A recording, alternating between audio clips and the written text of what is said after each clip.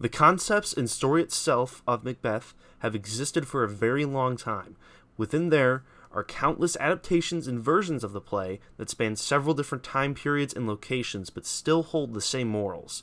Even if the story takes place in medieval times, feudal Japan, or even Patrick Stewart as Stalin, which oddly it worked out in a pretty funny way.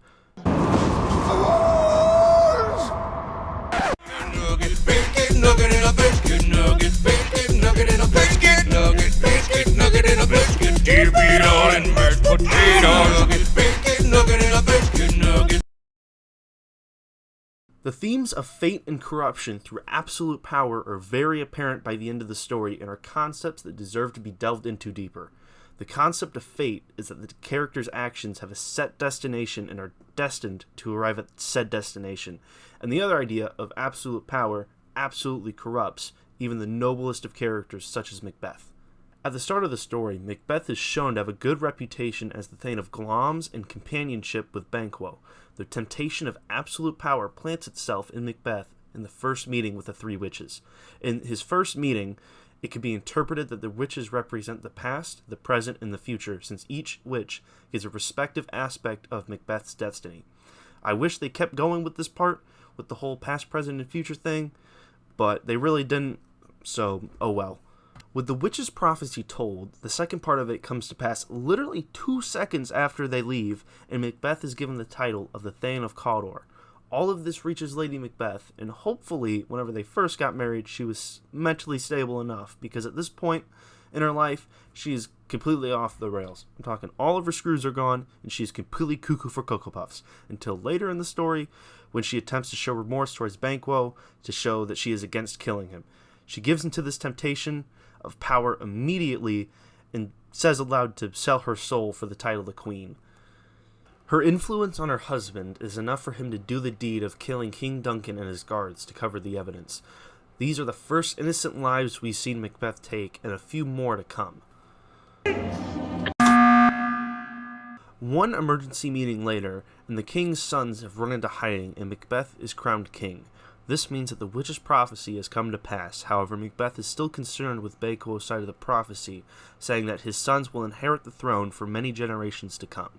This is another motivation for Macbeth's desire for absolute power, the fear of his power being taken away. Once Banquo is murdered and his ghost appears to Macbeth at the banquet, Macbeth becomes pretty much irredeemable at this point. His paranoia has caused him to go off the deep end and order the murder of his best friend.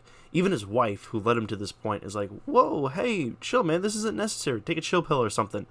And he's just over there in the corner like, how bad can I be? I'm just doing what comes naturally. He returns to the witches for a second time to receive more sights into the future, and they give him what he wants again. But this time, they twist the words enough to where they're just like, well, yeah, but actually no. Because for some reason, they just don't like him anymore. It could just be me not rubbing enough brain cells together to see their thought process. However, not much in their relationship has changed, so I don't get why they suddenly very lightly turn on him. I mean, sure, now he's a little bit of a psychopath and has condemned who knows how many people to death to solidify power. However, with how disconnected the witches are from everyone else besides Macbeth and what used to be Banquo, I wouldn't really expect them to care in the first place.